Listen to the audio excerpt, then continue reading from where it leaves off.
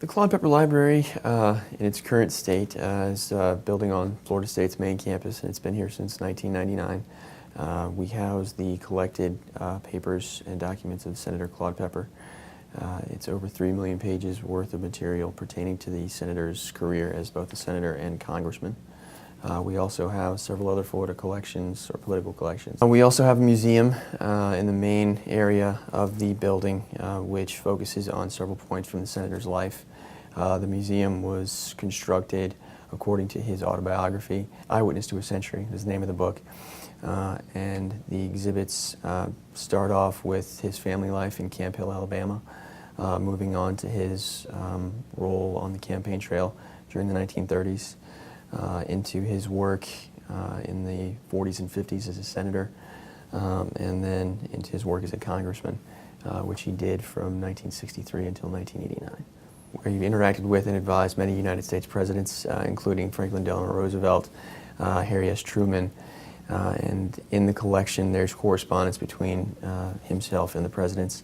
Also several other senators that he worked with, Tip O'Neill, Al Gore. These were senators that he worked with and congressmen that he worked with later in his career in his work for rights for the elderly and underprivileged. He sponsored the Medicare and Medicaid legislation in his days as a congressman. When he was a senator, he was a proponent of the minimum wage bill, and was really just always wanted to be on the liberal leading edge of what was then termed progressive-minded politics. The story goes that when the senator was a child, he would travel from town to town with his father, who did lots of migrant work in Alabama during the 1900s, and he would tell stories to his father's friends and things like that, and everyone would be so captivated by it that they would pay him in pennies. From early on, he was just a powerful speaker. His speeches from the 1930s and 40s bear that out a little bit more. Definitely had the booming voice, could hold a crowd very well.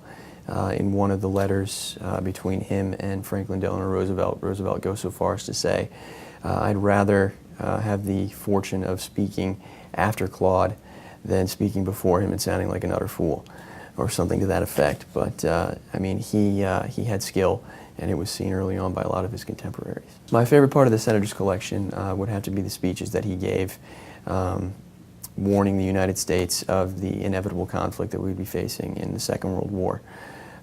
He traveled all over the country, or the senator traveled all over the country, talking about the dangers of the Nazis, the need for the United States to be prepared to enter the conflict, and he just did a really good job, I think, at capturing the concern that was shown by the entire nation at that time. The effigy. Well, when the senator when he was a young senator, he was a proponent of what was called Lend-Lease legislation, and Lend-Lease legislation allowed for the United States to send weapons and material to the allies such as Russia, France, and Britain.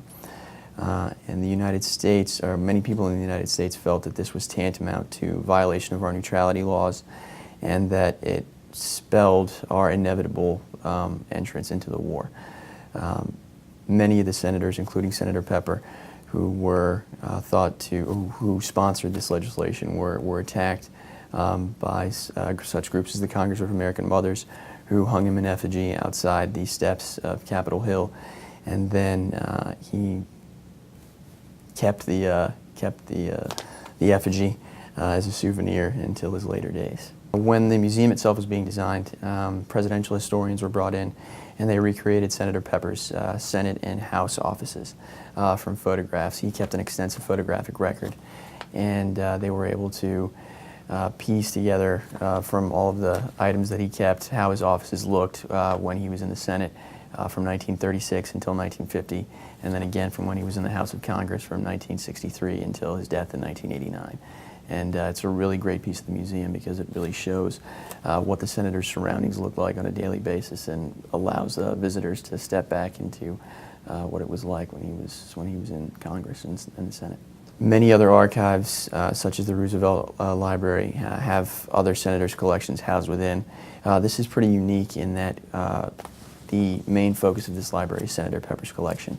There's over 1,200 linear feet, or roughly 3 million pages worth of information, and that's not counting the photographs, videos, and countless memorabilia items that we've also got in the collection.